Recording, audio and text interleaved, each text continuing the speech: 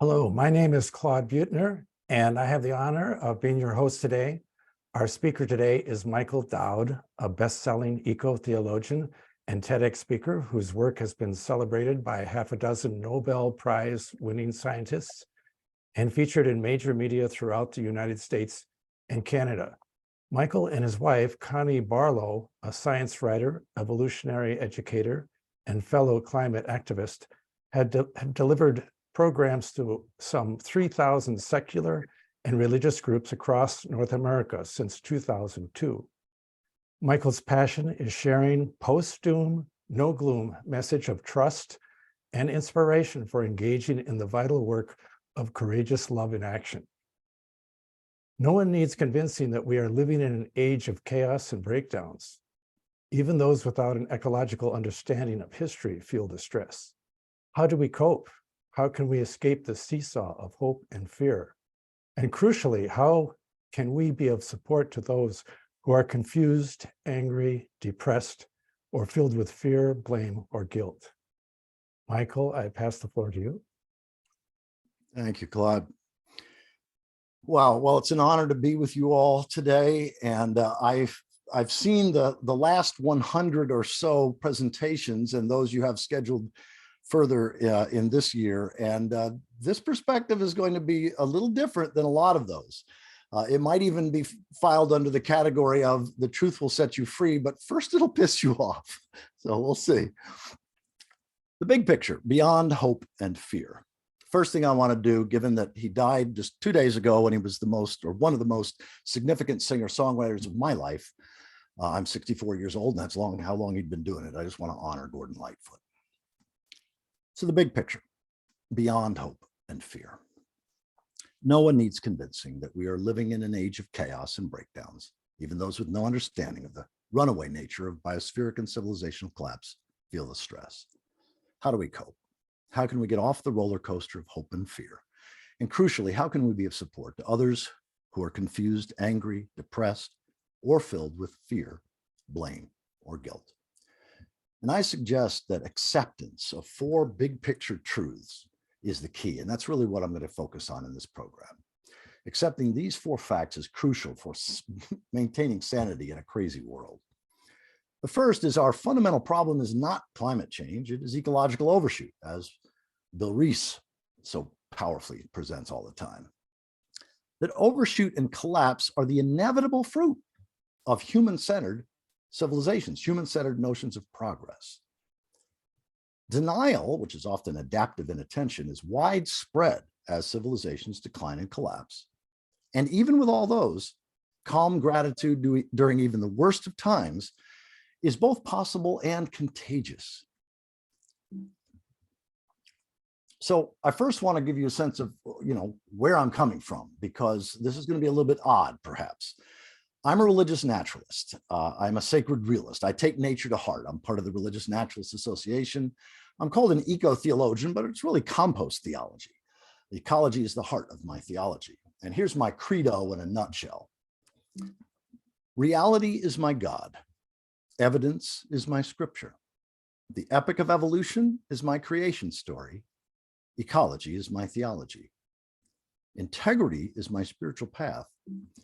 And evangelizing right relationship to reality at Teotihuacan is my mission. And Teotihuacan is the end of the world as we know it. May or may not be the end of the world full stop, but it's absolutely the end of the world as we've come to know it in the 19th and 20th centuries. And if you're interested in the eco-theo stuff, the compost theology, I've done these programs. In fact, if you ever invite me back again, I'll do this bottom right one, collapse and ecocide as religious failure, God blind, biosphere death. But I'm not going to say any more about that in this program. So hope and fear are inseparable. There's no hope without fear, nor any fear without hope. Only trusting reality frees us from the roller coaster of hope and fear. And I suggest that staying sane in a crazy world, in an insane world, starts with understanding and accepting reality as it really is, especially the things that you really don't like. That's the key. So let me start with denial. Denial often gets a bad rap. It's often just adaptive inattention. Denial is the largely unconscious habit of thought whereby we refuse to accept the reality of things that are bad or upsetting, or that challenge our worldview, our legacy, how we live, what's required of us, and or our feelings of self-worth or superiority. Denial is also the reflexive impulse to reject or discount information that calls into question our hopes, assumptions, or expectations about the future. I have denial instincts, you do, everybody that we know and loves do. So we can have compassion for ourselves and for each other. I like this one. This is a photo that my wife took. I've heard of denial. I just don't believe in it. This is a potent thought. A lot of us are familiar with this. I've got an adaptation to this. It's difficult to get a person to understand something when their salary depends on them not understanding it. I suggest that it's nearly impossible to get someone to understand what is collapsing their world and creating hell on earth when the answer is their own civilization's ecocidal notion of progress. That's the key. A lot of this program will be dealing with that. So two of my most significant mentors, William Catton in his book, his masterful book, Overshoot, and then Thomas Berry. Human society is inextricably part of a global biotic community. And in that community, human dominance has had and is having self-destructive consequences. Catton's Overshoot is the most important book I've ever read in my life. Thomas Berry, along similar lines, the most difficult transition to make is from a human-centered to a life-centered norm of progress. If there's to be any true progress, the entire life community must progress. Any so-called progress of the human at the expense of the larger life community must ultimately lead to a diminishment of human life itself. This is painful, but it's true. Collapse and ecocide are the inevitable fruit of civilizational progress. Here, these some potent quotes here. Forests precede civilizations and deserts follow them. All of our exalted technological progress, civilization for that matter, is comparable to an axe in the hand of a pathological criminal. Civilization is a hopeless race to discover remedies for the evils it produces. The end of the human race will be that it will eventually die of civilization. And the earth is littered with the ruins of empires and civilizations that once believed they were eternal. Now, these are heavyweight quotes. Turns out that collapse is a feature of all human-centered, that is agricultural, city-based civilizations that have a notion of progress. We don't know of any counterexamples. In fact, a few years ago, there was this Deep Civilization series in the BBC, an article written by Luke Kemp called, "Are We on the Road to Civilizational Collapse?" And of course, he answered yes. And he had this chart where he showed 88 ancient civilizations just between 3000 BCE and 1000 of the Common Era. If you go back before 3000 BCE, or you look at the last 1,000 years, it's well over 100. And as Arnold Toynbee, the famous 20th century historian, said, great civilizations are not murdered, they take their own lives. And it turns out we actually know how human-centered civilizations commit suicide or ecocide. This is just the last 5% of human history, last 8,000 years, roughly 400 generations. It typically takes between 225 and 325 years, although there's outliers, but that's the average. Over 80 examples. And we see progress, rise, boom. That entire process is ecological overshoot of carrying capacity. It's not just at the tip or at the top. And then regress, fall, bust. And this is an unstoppable process of collapse. In more than 80 examples, there's not a single example of any civilization being able to become sustainable on the way down. It can't happen for very well-known reasons. But the inner feelings, our emotions, because if you're born and die in times of progress, well, of course, your kids and grandkids are going to have it better than you. You just assume that. If you're born and die in times of regress, in times of fall, well, of course, your kids and grandkids are going to have it more difficult. And your lifespan is likely to be shorter. That's just the way things are. But if you're born in times of expansion and it shifts in your lifetime, until you accept it, you bounce back and forth. Hope, fear, hope, fear, hope, fear, and depression. That's doom. Post-doom, no gloom is acceptance. And acceptance of what specifically? Acceptance of the unstoppable process of collapse. And again, there's more than 80 examples. So a fundamental distinction between problems, which can be potentially solved, and predicaments, which you can't solve. Predicaments have no solutions. only unavoidable outcomes. Richard Heinberg famously said, our fundamental predicament is not climate change, it is overshoot, of which global warming is a symptom. I mentioned already that this is the most important book I've ever read in my life. I've recorded the audio. It's all available, freely available up online. And Stuart Udall, the former United States Interior Secretary under the Kennedy and Johnson administrations, this is written in 1980, and it's still one of the best critiques. His foreword is one of the best critiques of techno-optimism. It's awesome. And chapter 15, Facing the Future Wisely, he says that our best bet is to expect the worst. He said, only by assuming the worst and acting accordingly do we have any real chance of avoiding the worst. And that was written in 1990. We didn't take his advice. And in fact, when I asked ChatGPT or GPT-4 to summarize the 15 chapters, it gave me the opposite of what Catton means. It was all this techno-optimist. It's crazy. So be careful trusting the AI.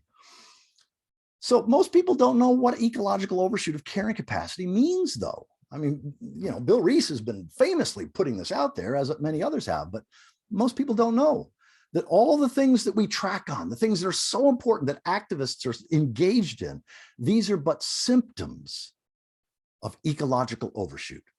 And these first three are extinction level, runaway mode. They're out of our control already. And what we now know is that how we define and measure wealth, well-being, and progress is the fundamental determinant of whether we stay within the carrying capacity or whether we overshoot it. Human-centered, that is anthropocentric measures of wealth and well-being, like the wealth and of corporations or kings or emperors or GDP, versus life-centered, ecocentric measures. How well is the soil doing decade by decade? How well are the forests and the water and the other species doing decade by decade? Those are the only sane measures of wealth, well-being, and progress. So here's my thesis. The stability of the biosphere has been in decline for centuries and in runaway, unstoppable collapse for decades. This great acceleration of technology and market-driven ecocide is an easily verifiable fact. The scientific evidence is overwhelming. In fact, all you've got to do is Google great acceleration. Evidence is also compelling that the vast majority of people will deny this, especially those still benefiting from the existing order, those legitimately concerned about the consequences of collapse, and those who fear that accepting reality means giving up. And yeah, most of us fit in that paragraph. The history of more than 80 previous boom and bust societies clearly reveals how and why Homo colossus, that's William Catton's term for industrial humanity, is destined for near-term extinction. This may or may not mean the extinction of Homo sapiens in the next decade or two or three, but it's definitely a possibility. Whereas widespread hope and optimism will lead to dozens, if not hundreds, of nuclear meltdowns, acceptance of collapse and its inevitable consequences, i.e. trusting reality, may be the single most important thing that any of us can do to live fully, fearlessly, and inspiringly, that is where we're an inspiration to others, in this time of global hospice, that is at the end of the world as we know it. That's key. This little 75-page book is a summary of a library of research on why civilizations collapse. It's 75 pages, A Moderate Greatness by William Ophuls. His latest book, Electrifying the Titanic, I just recorded that 2 weeks ago or 3 weeks ago, and Apologies to the Grandchildren. Here's how he begins this other little 100-page book called Apologies to the Grandchildren. Civilization is by its very nature a long-running Ponzi scheme. It lives by robbing nature and borrowing from the future, exploiting its hinterland until there's nothing left to exploit, after which it implodes.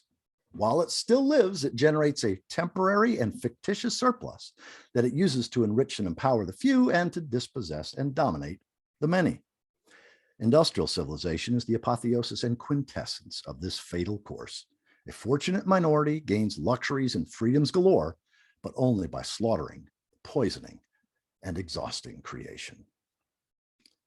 And yet all of our prophets of progress will say, but it's different this time. Yeah, what's different this time is fossil fuels. That's the only thing that has given us the delusion of perpetual progress. And these are best-selling, New York Times best-selling books. Rational Optimist by Matt Ridley, Peter Diamandis, Abundance, The Future is Better Than You Think, Factfulness by Hans Rosling, 10 Reasons Why We're Wrong About the World and Why Things Are Better Than You Think. And then, of course, the best known, Steven Pinker, Enlightenment Now, The Case for Reason Science, Humanism, and Progress. And of course, his earlier book, The Better Angels of Our Nature, same thing. And in Enlightenment Now, he has 75 charts, and he shows accurately how things are getting better and better for at least, or have been for at least a small subset of humanity. However, what he doesn't do, well, actually what he claims is that it's never been better, of course, for the most privileged. And he rightfully says what's provided that is technological progress and expansion and economic growth and development. He's actually accurate on all that. But what he doesn't show is that it's never been worse for absolutely everything that we depend on, with no exceptions. Overdevelopment, overpopulation, overshoot, which of course leads to climate, and then the soil, forest, water, species, and literally everything. There's not a single system that we depend upon that's not only not in decline, it's now in precipitous, unstoppable freefall. Loss of oil, soil organisms, nutrients, groundwater, glaciers, rapidly and significantly expanding deserts, deadly droughts, heat waves, hurricanes, flooding, acidification and dead zones, plastic pollution, nuclear wastes, toxic air, water, soil, and then the catastrophic loss of the vast majority of species. So we need to call this what it actually is. It's technological devastation and ecocide, and economic growth and destruction. Now, how is it that Pinker and these other techno-optimists and prophets of progress, how do they not get this? Well, I love this quote from Nobel Prize winner Steven Weinberg: with or without religion, good people can behave well and bad people can do evil. But for good people to do evil, that takes religion. Now, of course, he was critiquing the monotheistic faiths, but it's even more true for the secular religion of perpetual progress. I mean, here, for example, is the creation myth. This is the sacred story of the cult of perpetual progress. You know, you got the Stone Age, cavemen, savages, primitives, hunter-gatherers. Notice the positive term, the agricultural revolution, farming, cities, civilization. The Enlightenment, reason, science, humanism, progress. And I have exclamation points because this is the breathless hype that these folks speak about. The Industrial Revolution, fossil fuels, technology, and then globalization, space travel. I don't know of a single techno-optimist that doesn't have a Star Trek vision of the future, including Elon Musk. I call this the techno-idolatrous ecocidal myth of man, conqueror of nature, which I consider the single most self-destructive and ecocidal thought form in human history. I love this quote. Good people are dangerous, and great people will engage in great evil when they hold the ecocidal, self-terminating belief that we are destiny's darlings, masters of the universe, conquerors of nature, God's chosen species, or the pinnacle of evolution. I've done the only two videos that ever went viral. The first 15 days I had these videos up, they're each a half hour, got like 10 or 15,000 new views every day. I was like, where are these people coming from? But it's really my attempt to create a collapse for dummies. And I love this. You've got hopium, right? Because hopium is hope in the impossible. Hopium is a comforting vision of the future that requires breaking the laws of physics, biology, or ecology. Hopium is irrational or unwarranted optimism that promises short-term relief, but delivers crushing disappointment and despair when reality inevitably bites. Hopium is believing that the climate crisis can be fixed or solved by doubling down on the very things driving ecocide in the first place. And hopium is believing that Homo colossus can be saved or transformed, or is emerging or transitioning into a more evolved society. And I held all these until about 2012.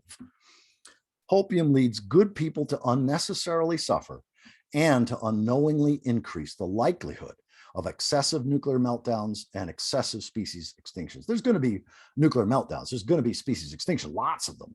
But if we can move through the hopium, put down the hopium pipe and accept reality, we can perhaps increase the odds that some species can get forward and have as few nuclear meltdowns as possible. So I think it's vital that we untrivialize or realize moral language. And yeah, I'm talking about good and evil. These are not relative. These are not context dependent. In every healthy society in human history, basically good and evil apply to ecological integrity, social coherence, and personal wholeness. Good is what supports or encourages or or it engages in positive way, ecological integrity, social coherence, and personal wholeness. Evil is what diminishes or destroys or degrades ecological integrity, social coherence, and personal wholeness. This is not moral rocket science. We don't need 10 commandments to tell us this. So hope and optimism, it turns out, lead good people to unwittingly ensure geological scale evil.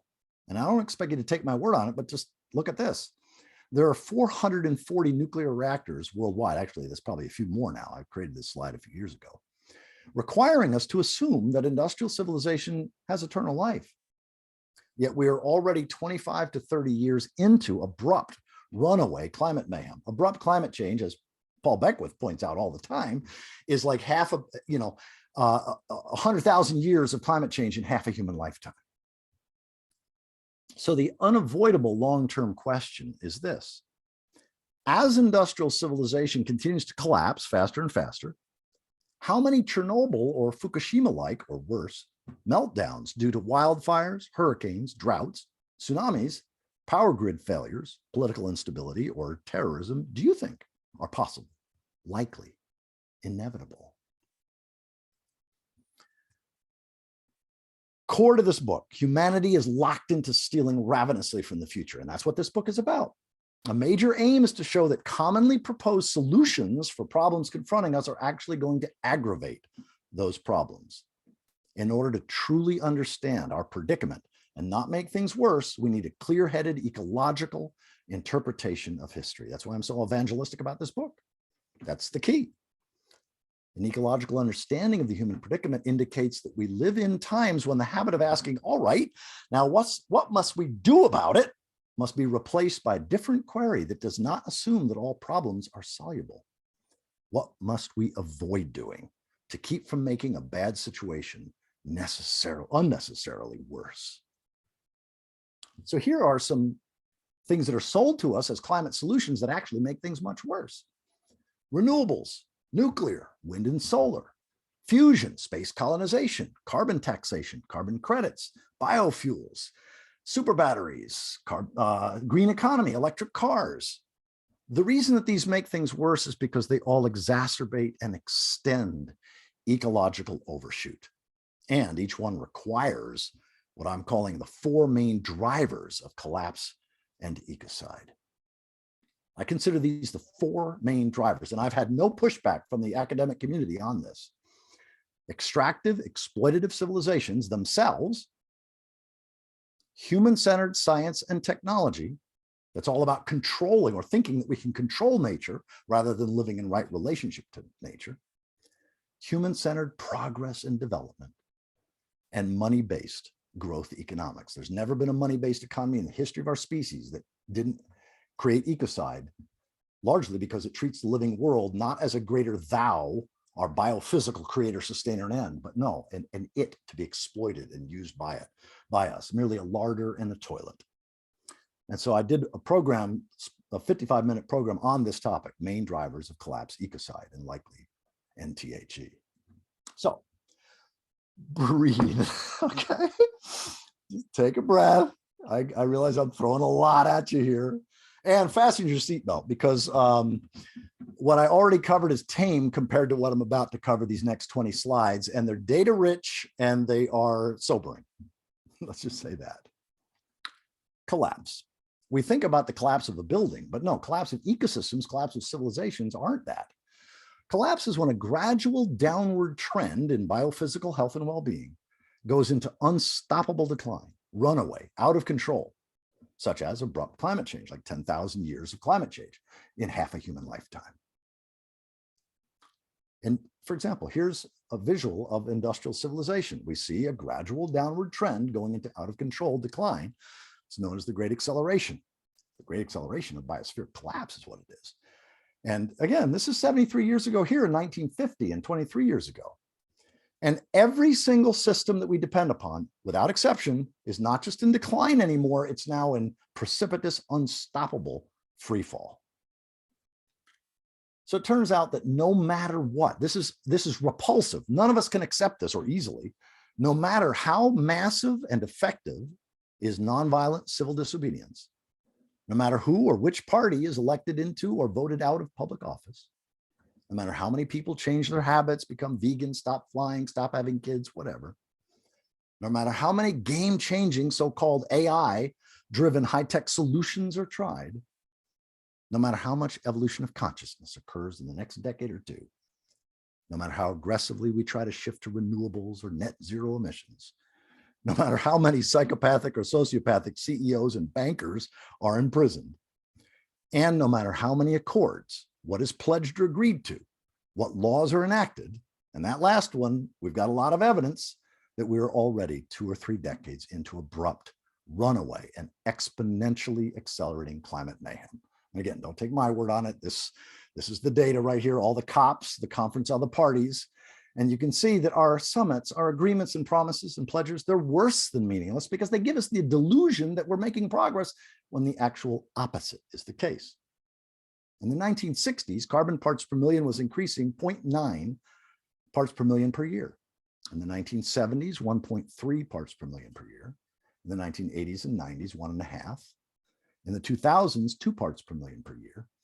In the 2010s, 2.4 parts per million per year.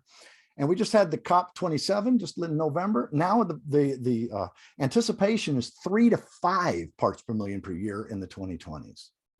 So it's the opposite of progress. That's what abrupt, runaway, and exponentially accelerating means. And that's just the CO2. When you factor in nitrous oxide and methane, it's actually a whole lot worse. This is the last 800,000 years. Here we have the glaciers, the peak glaciers where the ice was the thickest here, right? That was about 200 parts per million. The pre-industrial is 280 parts per million. Agriculture and civilizational collapse become unstoppable about 360 parts per million. That's why 350.org is all about trying to get us back to 350, but it ain't gonna happen. Climate stability needed for agriculture and for civilizations is in that range right there.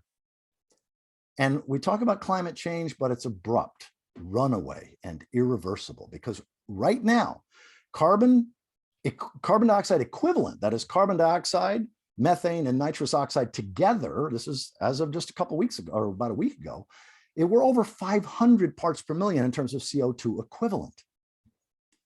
So this is the last 400,000 years. We know that CO2, global temperature, and sea level all rise and fall in lockstep. Now, sometimes one of them leads, sometimes another one leads, but they all march in lockstep. And yet here's where we are. So unstoppable collapse means that no matter what, these things are going to happen. These are extinction level tipping points, functional extinction, if not total extinction. They're already in the rearview mirror. And yet the media will speak about, and the IPCC and mainstream, New York Times bestselling authors will claim that these tipping points are actually in the future. We're at risk of passing them. No, we ran over that dog 20 years ago. Loss of the world's ice, the Arctic, Greenland, Antarctica, mountain glaciers. When most of the Arctic sea ice is gone, the serious global warming begins. I'm not going to say more about this. You can just Google phase change and latent heat, or watch some of Paul Beckwith's videos. Methane belching in the permafrost, methane hydrates, clathrates, that's deep and shallow, gas and oil wells, the methane, the wet coming from the wetlands. This is now unstoppable. Ocean acidification, ocean deoxygenation, and at least 25 feet of abrupt, nonlinear sea level rise.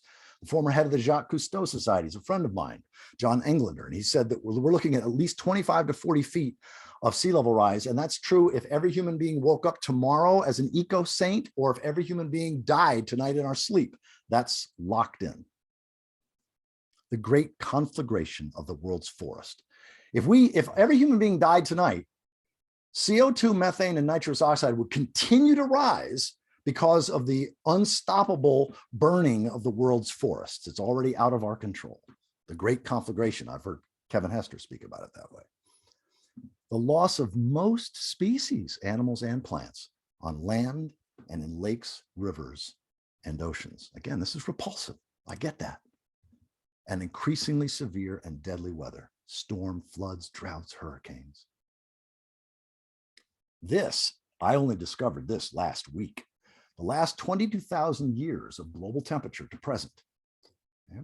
This is the temperature range during all of human civilization. This is what allowed for the growing of grain at scale and civilizations to even be possible. Here's where we are now. There's 2 degrees Celsius warming and there's 3 degrees Celsius warming. So this is climate change, 2 or 3 degrees Celsius rise over 15,000 years or so. This is a climate bomb going off, 2 or 3 degrees Celsius in 150 years. That's 2 orders of magnitude faster. And again, that's just climate change. We've overshot a number of planetary boundaries, even if we could somehow fix climate, which we can't. It's a predicament. It's not a problem. Can't be fixed. But even if that were the case, there are half a dozen other planetary boundaries that are extinction level that we have already overshot.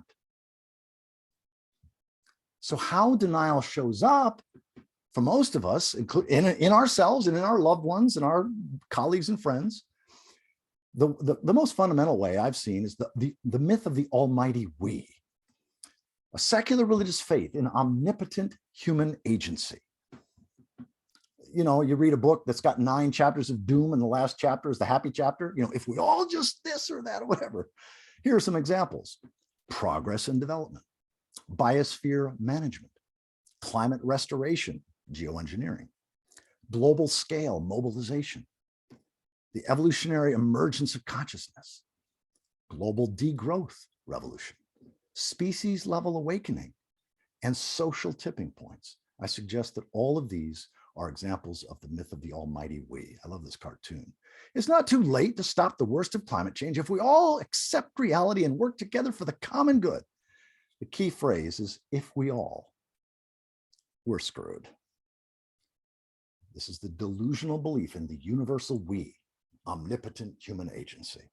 Whenever I hear people talking about we need to do this or we need to do that, my wife always says, who's we, Kimosabe? You know, it's like, who's we, white man?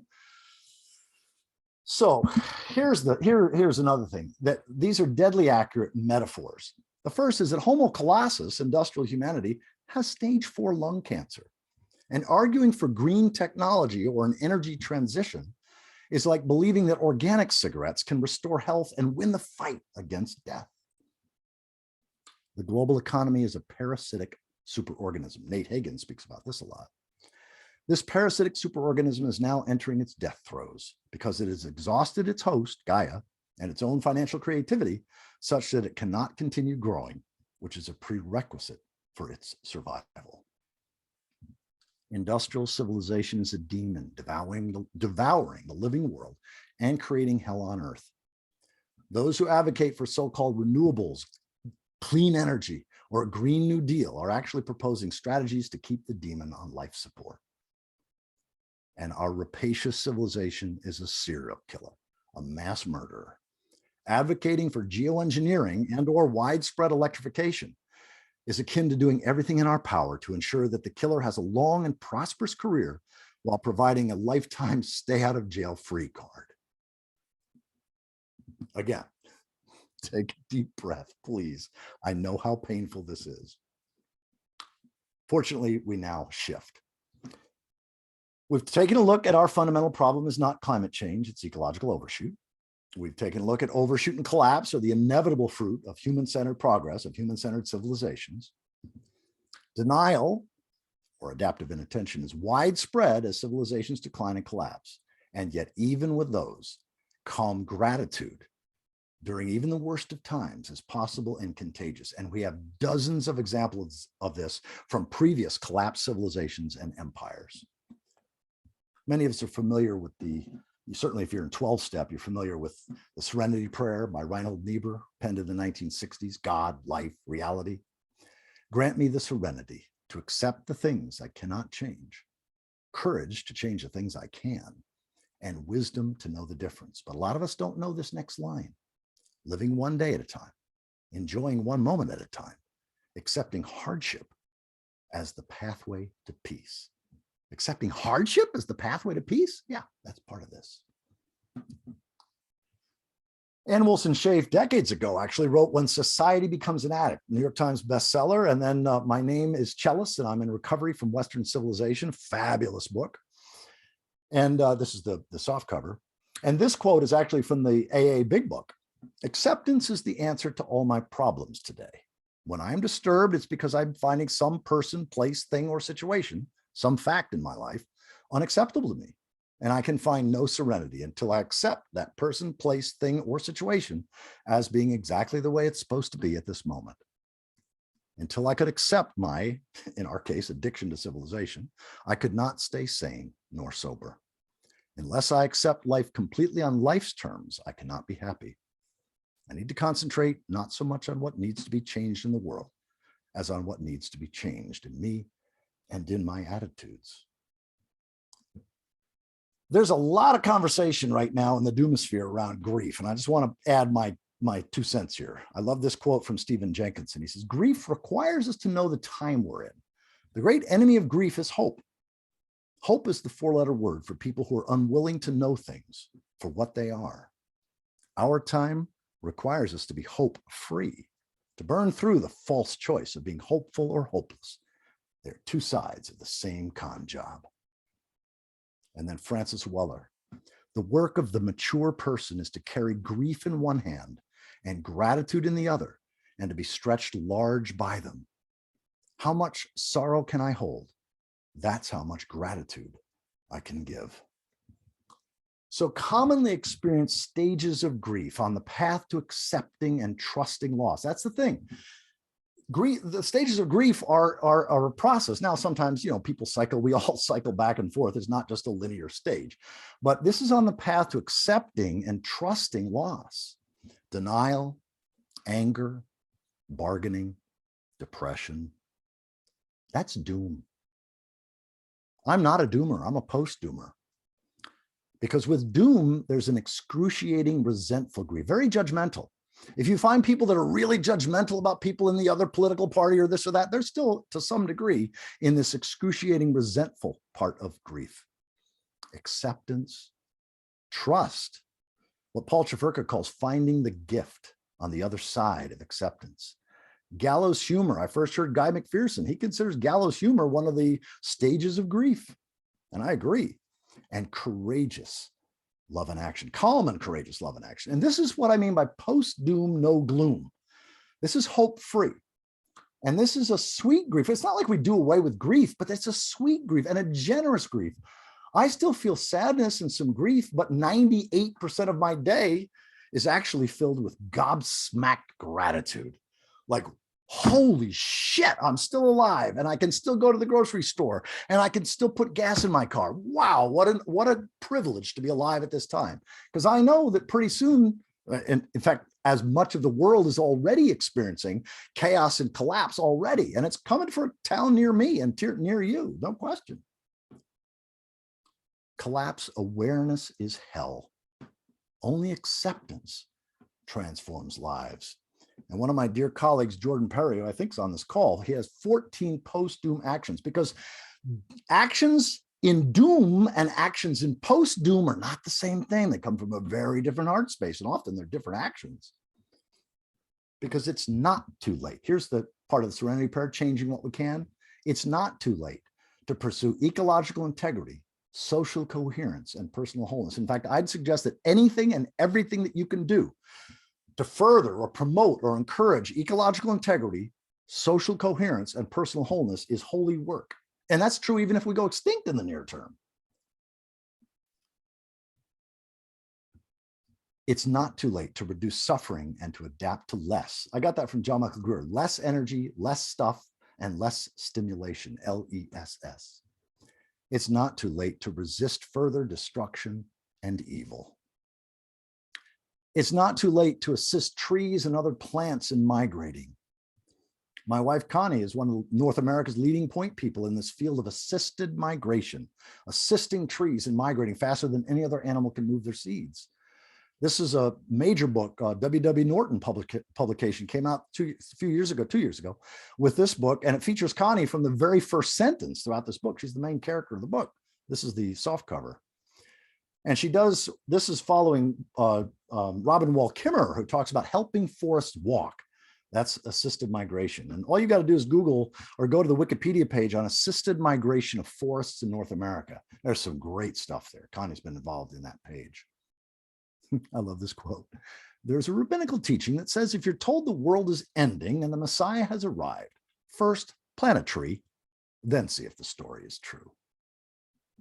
So it's not too late to support indigenous resistance. Where the air, the water, the soil, and the forest and the other creatures are being protected most fiercely around the world are largely with indigenous leadership.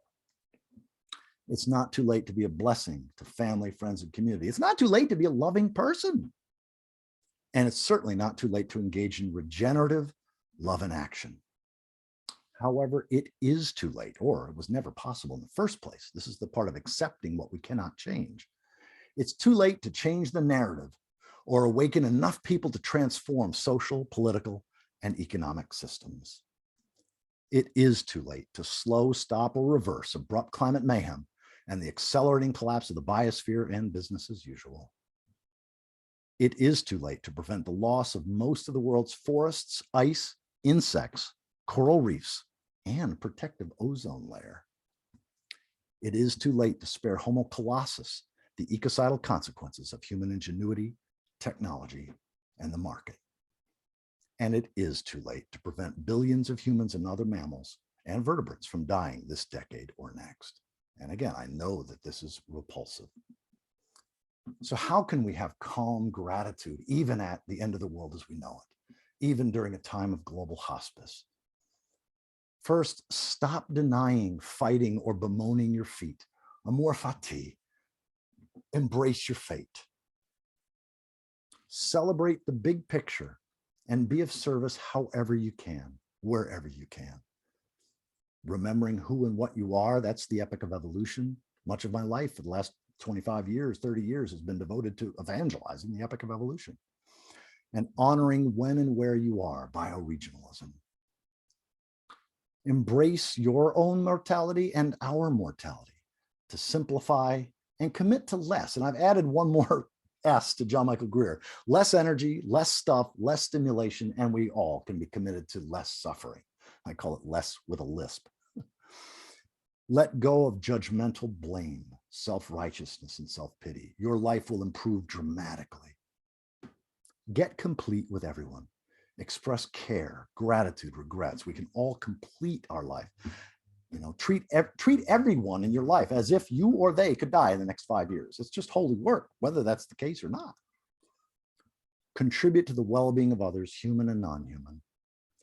And to cultivate calm gratitude at Teotowaki is to nurture awe, gratitude, courage, compassion, and generosity. There are profound benefits to trusting what is unstoppable. This is what I call post-doom, no gloom, collapse acceptance. Here's my short list. And this is true no matter where someone's at, even if somebody's suffering and, you know, if they've got a week to live, they're going to starve in the next week. It's still these benefits, at least to some degree, no matter where we are on Maslow's hierarchy. Obviously, if we're more privileged, it makes a big difference, but that's going to be going bye-bye for most of us really soon. So it provides clarity over confusion, compassion over blame, and love and action over desperation. That's what my work is about, is helping people to understand the ecological interpretation of history. So clarity replaces confusion, compassion replaces blame, and love and action replaces desperate, fearful activism. It helps to reprioritize nearly everything around what matters most and what really doesn't. A calm urgency to get complete with self, family, others, life, and legacy. Focuses attention on home, family, community, what's local, what's joyful, what's meaningful. A freedom from a whole host of shoulds, oughts, and have-tos, and freedom for coulds, mights, get-tos. Most of us experience an overwhelming gratitude for the gift of simply being alive, aware, and able to feel deeply, including feeling grief and sadness. And an expanded sense of self, an identity that doesn't stop with our skin, and of impermanence and death as sacred, as meaningful. Another one of my dearest colleagues, Karen Perry, this, if you only watch one, I've got 90 post-doom conversations, but this one here, Karen Perry on 15 benefits of collapse acceptance. It's absolutely fabulous. And then Meg Wheatley, who I think is also on this call, I had a conversation with her just a few months ago, Beyond Hope and Fear. It's a perfect parallel to this presentation.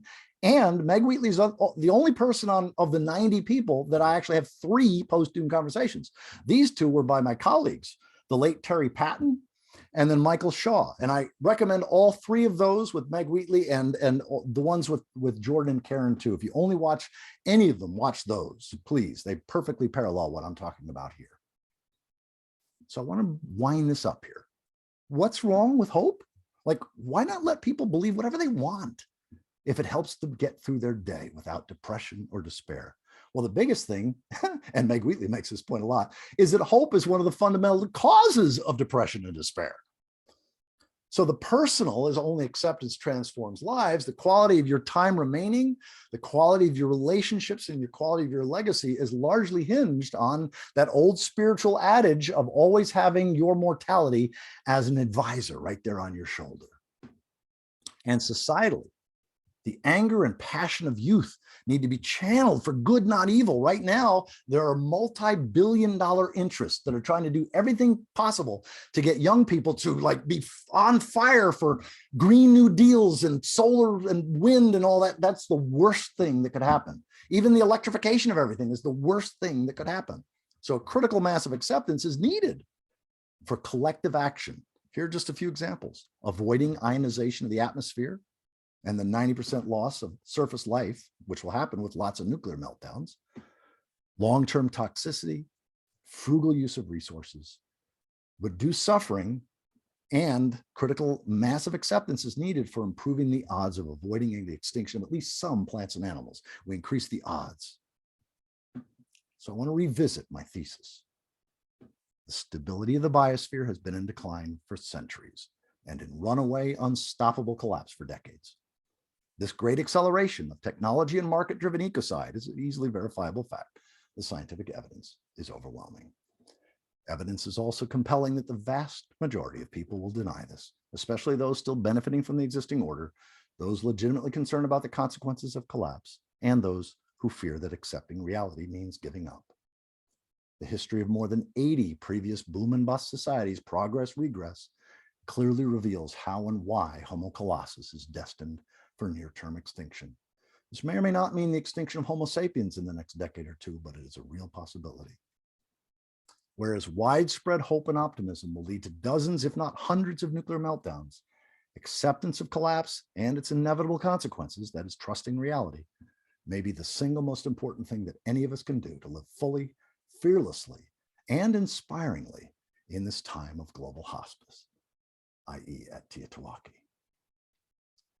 Joseph Brodsky was a famous Soviet polymath. He taught at some of the most prestigious schools in Canada and the United States. And he famously said, "You Americans are so naive.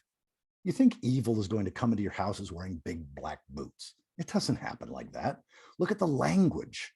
It begins in the language." That's the key. So here's the way we hear, most of us hear all the time, we're at risk of civilizational collapse. We need to declare a climate emergency. Now is the time to act. The situation is dire. Our time is a great awakening, a great turning, a great transition.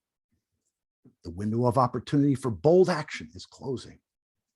Green technology, green capitalism can reverse climate change. Evolution means progress. There are solutions. Now, without fill in the blank, we're doomed. No, the truth, as New York Times bestselling author Roy Scranton says, we're doomed. Now what? That's why my whole life is devoted to post-doom. So I'll conclude with definitions of doom and post-doom on both of these pages. Doom is a normal feeling of disgust or dread upon realizing that technological progress and economic growth and development are the root of our predicament, not our way out. Doom is a name for the anxiety and fear called forth when living in a corrupt, dysfunctional civilization, causing a mass extinction. And doom is the midpoint between denial and regeneration, with or without us. Most people avoid feeling doom because they think it's the end point. They think they're going to stay in despair all the rest of their lives. They're not aware of the benefits that come from acceptance and trust. Post-doom is what opens up when we remember who we are and how we got here. That's the epic of evolution. Accept the inevitable, honor our grief, and prioritize what is pro-future and soul-nourishing. Post-doom is a fierce and fearless reverence for life and expansive gratitude, even in the midst of abrupt climate mayhem and the runaway collapse of societal harmony, the health of the biosphere, and business as usual. And post-doom is living meaningfully, compassionately, and courageously, no matter what. How can you tell whether you're accepting or resisting that we're in a time of global hospice? It's your feelings.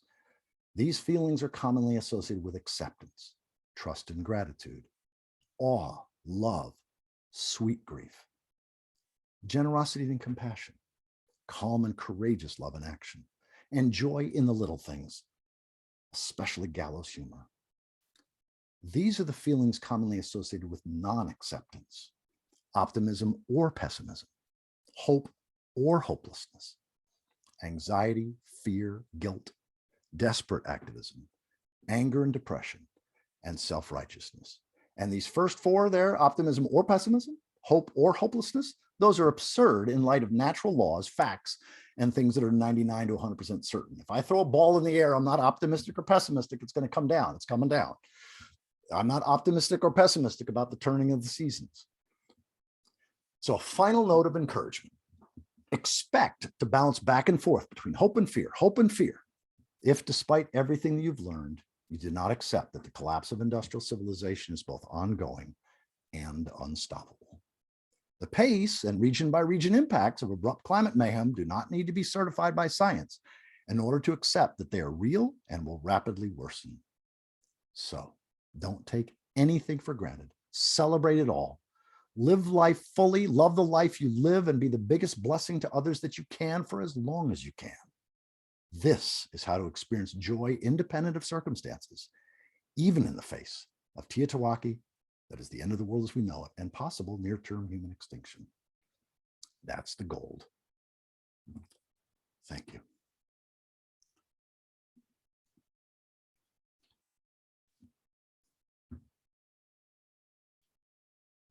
Breathe. I liked that you put that in your presentation because this is a lot to cover.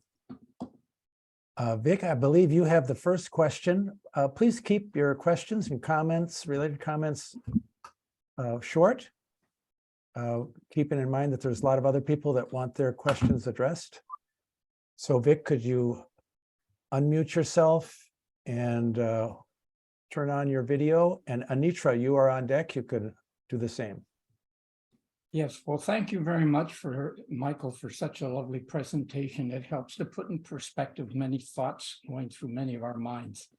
But one of the controversial issues that's going around right now is the role of artificial intelligence.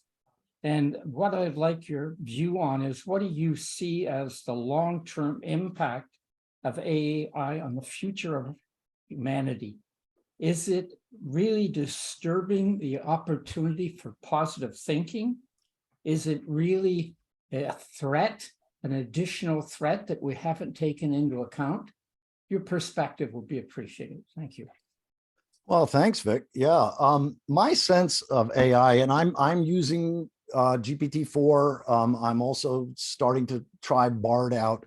My sense is that nothing, including artificial intelligence of the supreme order, can slow, stop, or reverse what is already out of our control and in unstoppable mode. So the only thing that AI could do is potentially speed up our demise.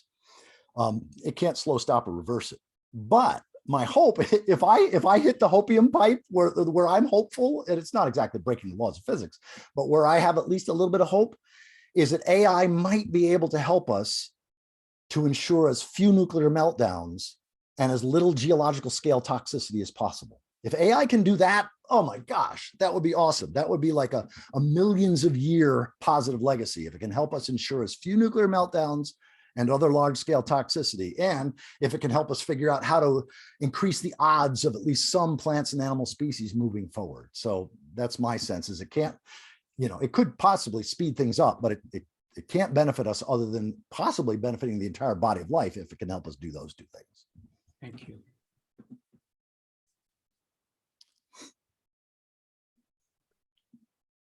Anitra?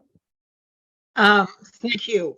Thank you very much for such a very cohesive and terribly interesting fix on the problem. Of course, I'm with the USA Club of Rome. I'm the president. And Thomas Berry was one of our favorite members. And he talked to us many, many times about the beginning of this, but I don't think he was as detailed in the acceptance of the doom part as you have filled out the blanks. I wanted to ask you about your solutions, but I see in the last 4 slides you've given us many solutions of how to react to this thing. I did want to tell you that I started 50 years ago a group where there was no underwater restoration of the seas at all. And I began with nuclear power plant restoration after they had killed things. And there's a very large group in North America now, thousands and thousands of people doing restoration.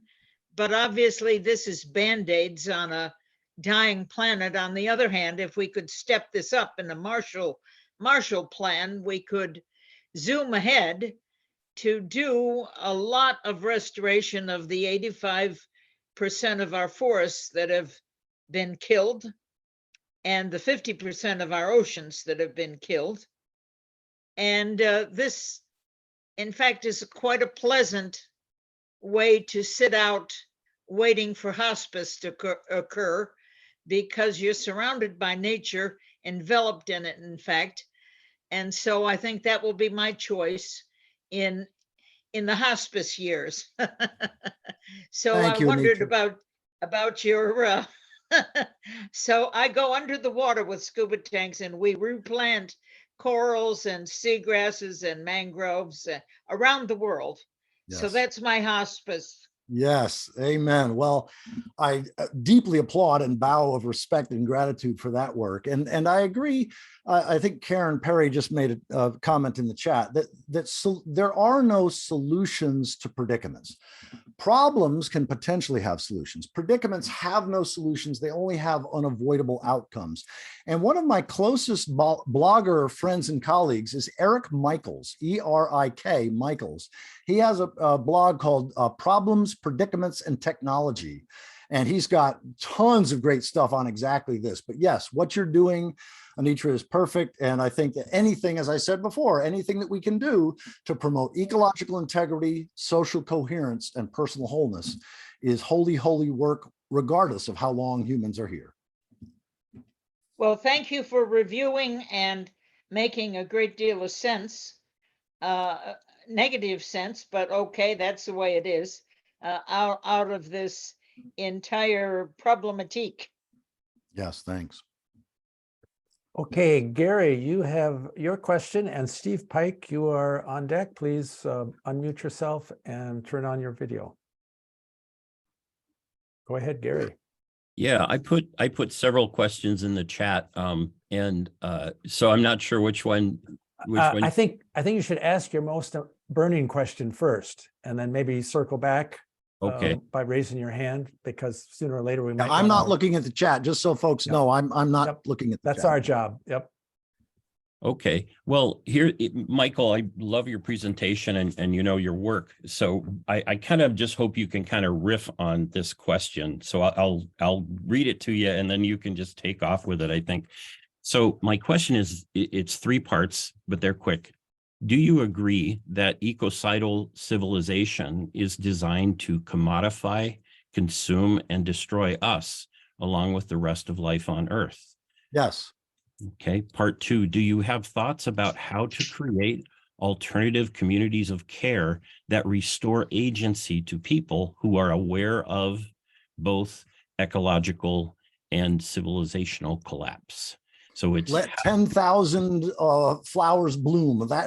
That question should drive, and is driving actually, for many, many people all over the world. And there's going to be innumerable examples of that.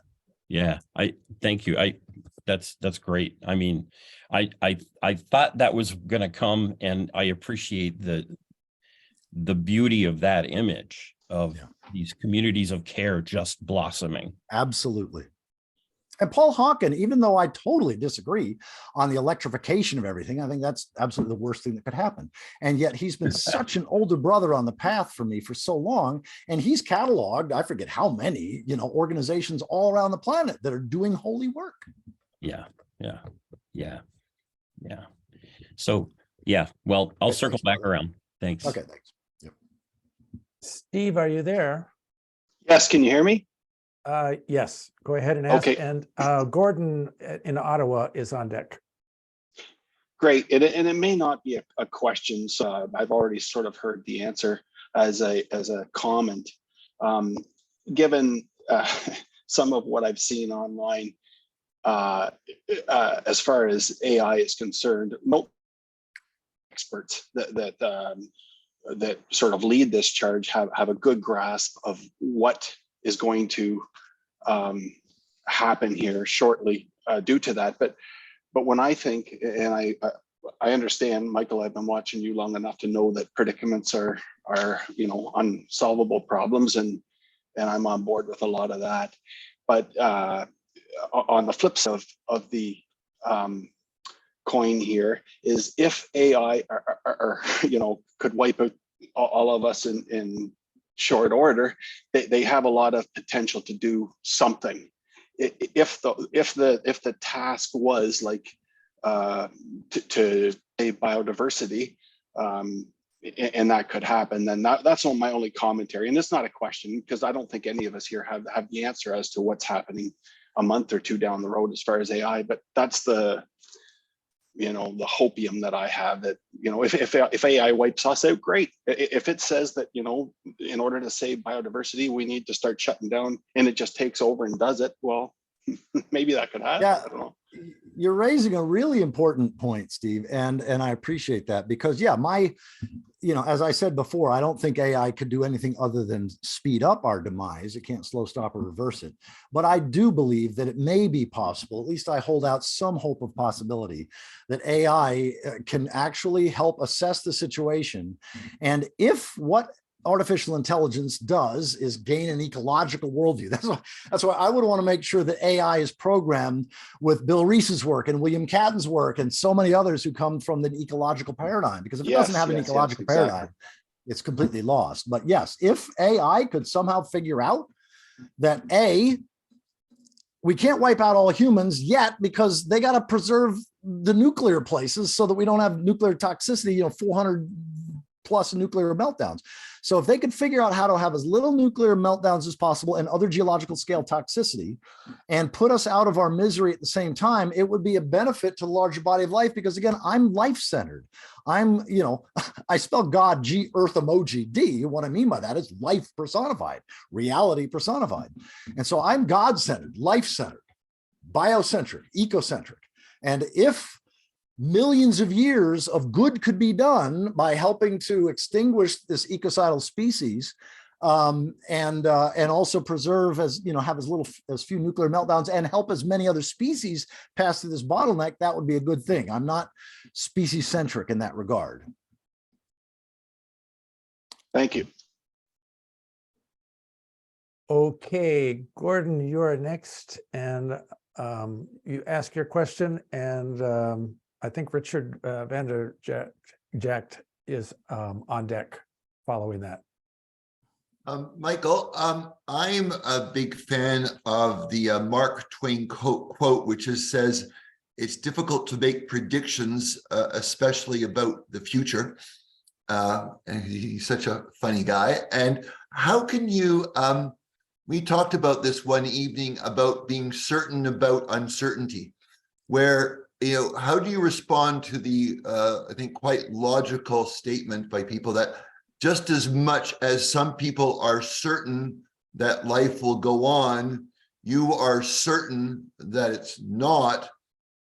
And so my question is about, is then that kind of certainty take away from agency? The last person talked about a community of care and agency. And so you talk about giving hope, not hope, but living with grace and living with joy. but that infers agency, and it sort of contradicts other parts of your talk which remove agency, where agency is, like, I think, is the thing, right? And then everything is possible with agency and nothing is possible without agency. So how do you respond to that kind of? Yeah, that's line a of great argument? question, Gordon. Well, first of all, I want to reiterate my enthusiasm for Meg Wheatley's post-doom conversation with Terry Patton. They spend quite a bit on exactly on this topic. There are 10,000 things that are uncertain. And I think calling us to remind ourselves that there's all this uncertainty is really good. But there are several things, at least, that there's no uncertainty about at all. For example, we're not uncertain that the Earth is going to continue to spin and the moon's going to go around the Earth and that it's going to go around the solar system and that our solar system is going to go around the Milky Way. There's certain things that it would be false humility to say that we're uncertain about that. And so that's why in this particular program, and in much of my work recently, I try to ground in 4 things that we can say with certainty, with 99% certainty. One is that ecological overshoot, not climate change, is our biggest issue. The second is that all human-centered civilizations that view progress in human-centered terms commit ecocide. There's no counterexamples in all of human history.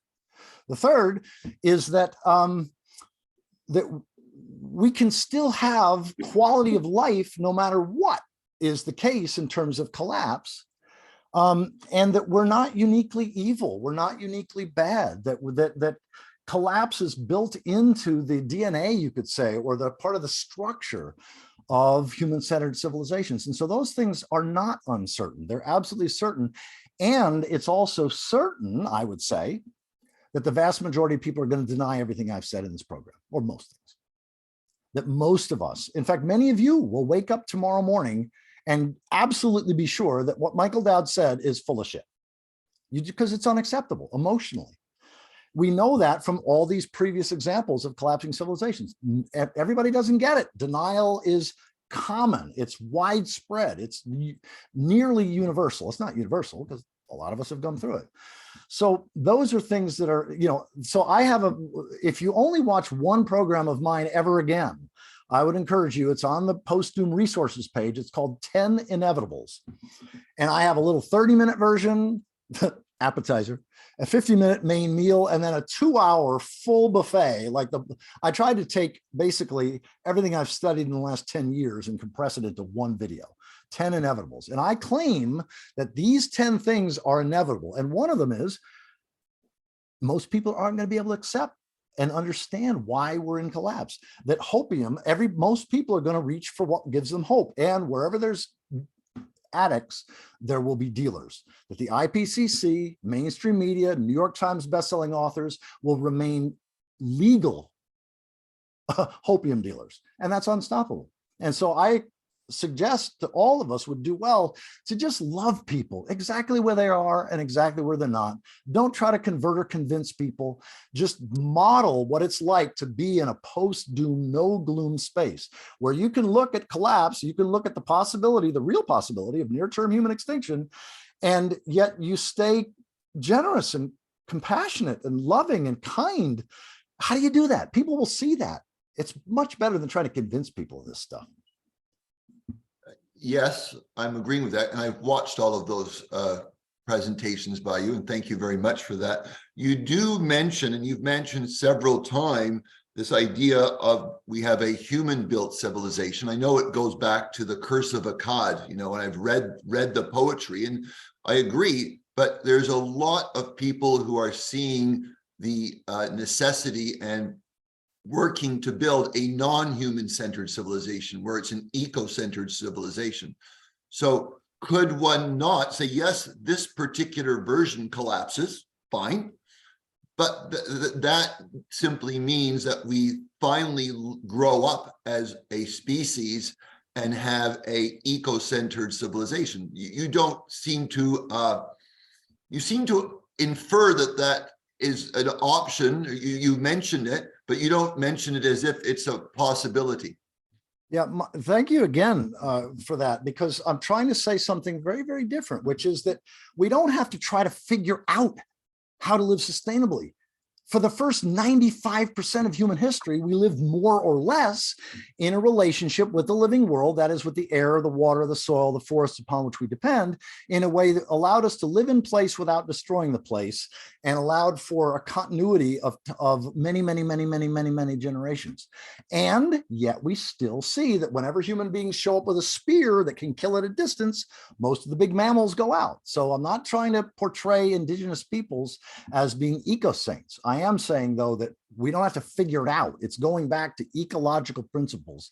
And there actually even are still on the fringes ecocentric civilizations like the Kogi Indians. Just Google Kogi Indians. There's a couple of movies or documentaries made on them. So it is possible to do that. And the bottom line is I want to encourage you and anybody and everybody else that's coming from the same heart space that you just articulated to pursue that with as much passion and joy and integrity and commitment as possible. Thank you. Thank you so much. Richard, you have the floor, and Raymond, you are on deck. Please unmute and turn on your video. Oh, is me or Raymond? Raymond comes after it. Raymond's on deck. You have the floor. Okay, thank you. Thank you, Michael, for your talk. I got the impression from when you were speaking that no matter what we do, we're doomed. There's nothing we can do. And it's apocalypse tomorrow. It's like the world is ending and there's really nothing we can do to change the world. I'm just wondering if there isn't some way of doing something constructive that would at least try to head for change for the positive. I really hate to leave this talk with, it's very, very, to me anyway, it came across as being the world is going to end no matter what you do. Well, the world, all species goes extinct, but actually I would encourage you to, when this gets up on YouTube, watch the last third of it again, because I'm saying the opposite of what you just said. I'm saying that just because we can't save everything doesn't mean there's not a tremendous amount that we can do that's positive. Yeah. And I encourage that. I outlined about 12 different possibilities, and there's many more on some of my other programs. Yeah. So I would say that, yes, we have Homo colossus has a terminal condition known as ecological overshoot. Homo colossus, that is where each of us in the industrial world uses 30 to 50 times the resources and exudes 30 to 50 times the waste of Homo sapiens, absolutely destined for extinction. That's our terminal condition. That may or may not mean the extinction of Homo sapiens, but it's certainly a possibility. And so I say anything and everything we can do to promote ecological integrity, social coherence, personal wholeness, build ecocentric communities. There's just tons of great work. So I would not want people to get the impression that the first half of your question is accurate. That's the opposite of what I'm trying to say. I am saying that when we accept that we have a terminal condition, it's kind of like I did 14 years ago. I was diagnosed with a form of cancer. I had a diffuse large B-cell lymphoma. Large B-cell lymphoma. And I had a tumor the size of my fist in my spleen. And I had a few days of freak out. But once I truly accepted that I could die in the next 8 to 10 months, if the chemo didn't work, I was going to die in the next 8 to 10 months. Once I truly accepted that, no fear, because I had accepted the possibility of worst case scenario. So no possibility had any power over me. So I lived fully and joyously and gratitude every day. And fortunately, I haven't lost that sense that I'm going to die soon, that we're going to die soon, whether that's 2 years, 10 years, or 1,000,000 years from now. All species go extinct. So I encourage people to do as much good as they possibly can and do not be in doom. Get through doom and then hang out in post-doom, no gloom. The benefits that Karen Perry talks about, the actions that Jordan Perry talks about, the heart and mindset that Meg Wheatley talk about. Ironic, because I used to treat and research lymphoma for over 30 years. But anyway, oh gosh, well, it's probably because of people like you that I'm still alive today and able to even have this conversation. Anyway, okay. Thank you. Okay, Raymond, you have the floor, and Peter Melton is on deck. You can unmute and turn on your video. So Michael, I guess my my reaction to what you're saying is that we should think about ourselves and be happy and not worry about what the consequences are for everybody else, right? And no. Think about others. Don't think about yourself. Think about others. Find ways to be a contribution and a blessing to others, including other species. Well, that's not how I heard your message, but anyways, I do a lot of advocacy for electric vehicles, and I study the topic of energy and all that. I've been doing that for years now, and I just do not understand how you could say that electrifying everything is going to make things worse. I believe it's going to allow us to actually reduce the amount of consumption of matter that we have. And although I understand that overshoot is definitely the long-term problem, the electrification of everything will slow down climate change, which is a more immediate problem that I think may lead to the end of civilization if we don't do anything about it.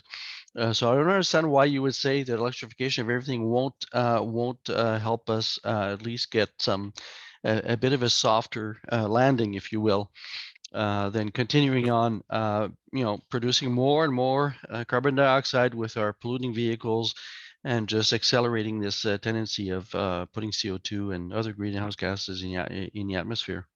Yeah. Well, thank you for that, Raymond. And I do not expect, I mean, especially given what you're working on, I don't expect you to agree with me or find hardly anything that what I've said here helpful.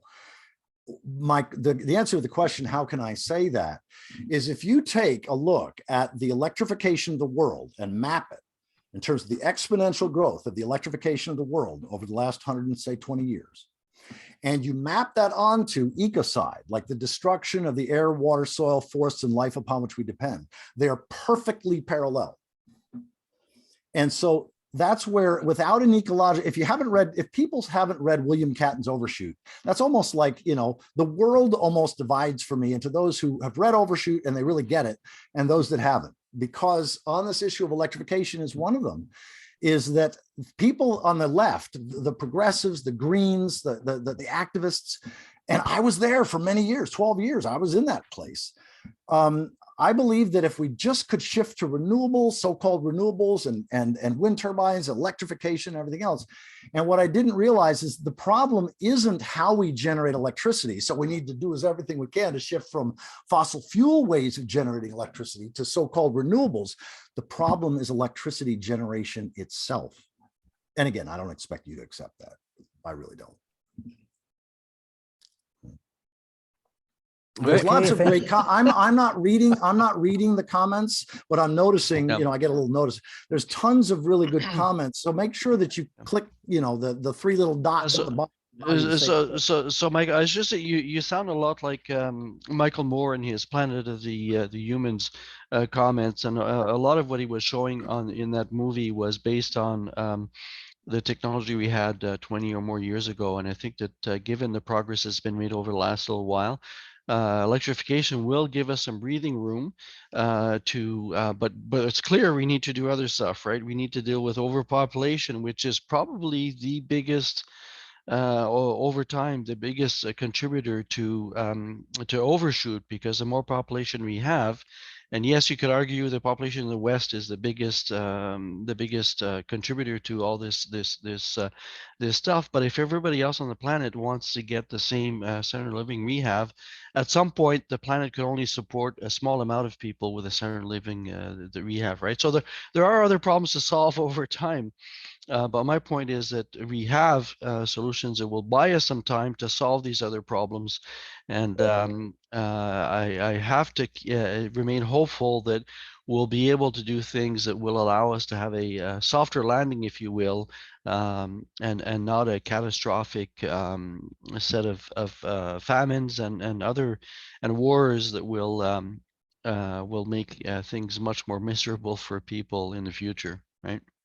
Well, a deep bow of respect to your heart, brother. And I just encourage you to pursue your work with passion.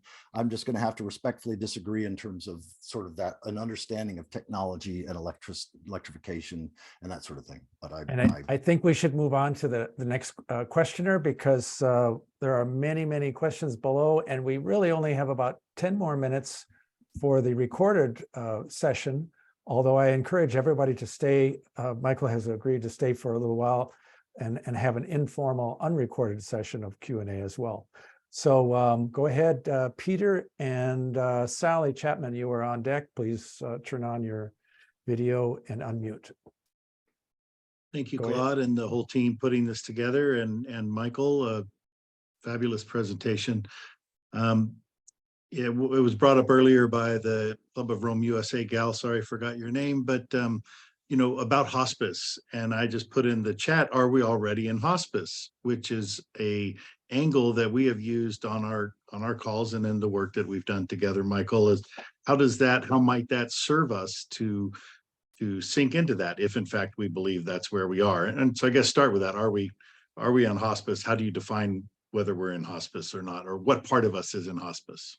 Thanks. Yeah, thank you, Peter. Well, first of all, I just want to lift up yours and Val's climate or collapse awareness or collapse acceptance alliance calls on Thursday night that everybody can access on the Post-Doom website. I would say, of course, we're in global hospice. Certainly, if we take a look at from a non-human centered perspective, most other species you're talking about, we are absolutely in the hospice phase. We're in the sixth, at least sixth, some would say seventh or eighth mass extinction. And so even beyond humans, and yes, Homo colossus is absolutely in an extinction process. And so, yes, I think that there are benefits that only become real in our lives individually and collectively in terms of communities when we accept that we truly are in a hospice situation. And I also recognize that most people find that repulsive and won't accept it.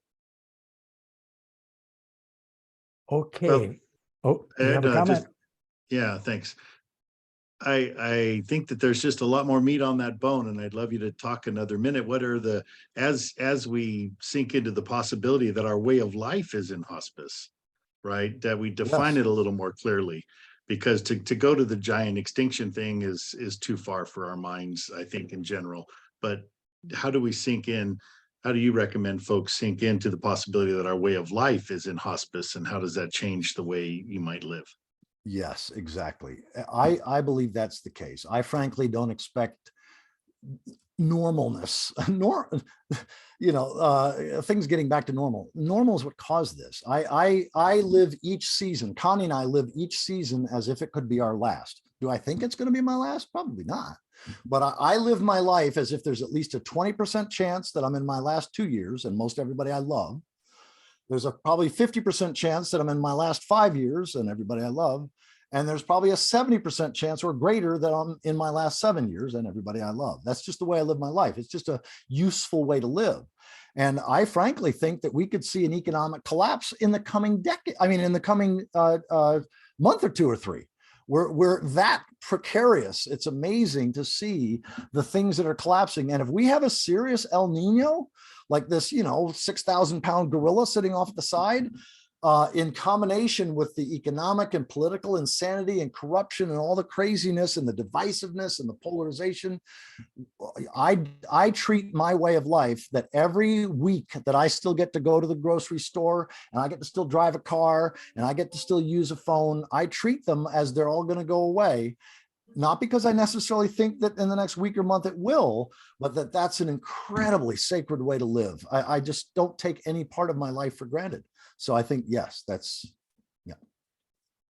And again, I want to come back to Meg Wheatley, Jordan Perry and Karen Perry. Those three, their post-doom conversations. I mean, Bill Reese's is also great. There's a lot of them that are great. But in terms of the ones that correlate with what I've been talking about here, I recommend them above all the others.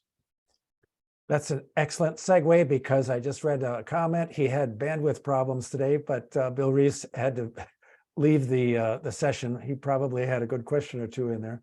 And Peter, if you're okay, I'm going to move on to Sally. We have another 5 minutes of our recorded session. And Sally, please, you have the floor. And let's see, let me, oops, I thought I had it, sorry. Who is on deck? Why don't you go ahead and then I'll find out who's on deck. Sorry about that. I'll send a text. Can you hear me? Yes. Yeah, Yep. Hi, I'm speaking from the UK, so it's good to hear you, Michael. Thank you very much. My question is, and I have read the Overshoot book, my question is, I've always argued against those who blame climate change and therefore overshoot on population growth on the basis that it is the distribution of wealth and resources that is to blame. Am I wrong in this assumption? Is it the fault of population growth? Yeah, that's a great question, because no, of course, I mean, the bigger problem right now are the 20% of humanity, the so-called wealthy, who use, you know, an unbelievably large portion of the Earth's material resources and energy. So it's obviously both population and consumption, but mostly consumption at this point. But it kind of is a moot point. It's like somebody, I think it was Raymond before, said, you know, that population, it's like we're going to have to do something. We're not going to have to do anything about population. Mother Nature is going to take care of that one really quickly. Like in the next 5 years, we're going to see a considerable beginning drop in population. I wouldn't be surprised if 2013 is literally the peak, right at 8 billion. And from now on, it's down, and it could be a very steep, as Ugo Bardi makes the case of the Seneca cliff. I think it's likely to be a very steep population, but I agree with you. It's more consumption than population. And in fact, we try to shift the blame of those of us in the so-called developed world, should be called the ecocidal world, and the developing world, those aspiring to be more ecocidal. If we point at population in poor countries, no. Americans, I'll speak as an American, Americans consume, we are actually more populated in terms of our impact on the planet than India. William Catton has actually about 5 pages in Overshoot where he deals with that, exactly that. So yeah, thanks for the question, Sally. Thank you. Thank you. And then Peter has the next question. And I believe after that, Bob Bates is on deck and he will be the last questioner. So please unmute yourselves and turn on your videos. Go ahead, Peter, with your question. Peter McKinnon. Thank you. Okay. Yes. Hi. All. And Michael, I'm sorry I couldn't join earlier, but I do have a question. I actually have a couple, but the last one I just posted is both a comment and a question, and I'll just read it because it's posted there. In Jared Diamond, as you know, in his book Collapse, he stressed how societies choose to fail or succeed. I'm just wondering now, are you advocating that we as humanity have or are failing to succeed? Absolutely. I'm saying that absolutely directly. In fact, I think he's wrong on that. He was only able to cite one example of what we think of as choice. That's what I mean by critiquing the myth of the almighty we, is this idea of omnipotent human agency, that civilizations can choose to succeed or fail. I just don't believe that that's the case, as much as I honor you know, these great scholars such as Jared Diamond. Thank you. Okay, Bob Bates, you are on deck for the last question, after which Gene will have a few words. I didn't really have a question too much, Claude. And I'm not making a statement. I was just putting some things in the chat. Mike can't read them, so wouldn't make any difference. Actually, I thought that was a good question because you're trying to get at what's the difference between now and what humanity has experienced before with its boom bust cycle. Yeah, I mean, okay. That's a great question. Yeah. What's the difference between now and all the previous civilization collapses? Well, from 2012, I had my climate come to Jesus moment in December 3rd of 2012, as I talk about in some of my other videos. But it wasn't until 2015 that I read Catton's Overshoot and really gained the ecological paradigm.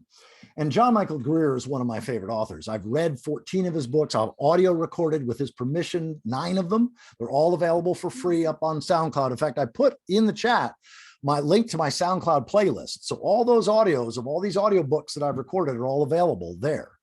And this is one of the places where I actually disagree with John Michael Greer, because he talks about the long descent. And this is the way, in fact, he's 100% accurate, that this is the way that civilizations have typically contracted over a long period of time.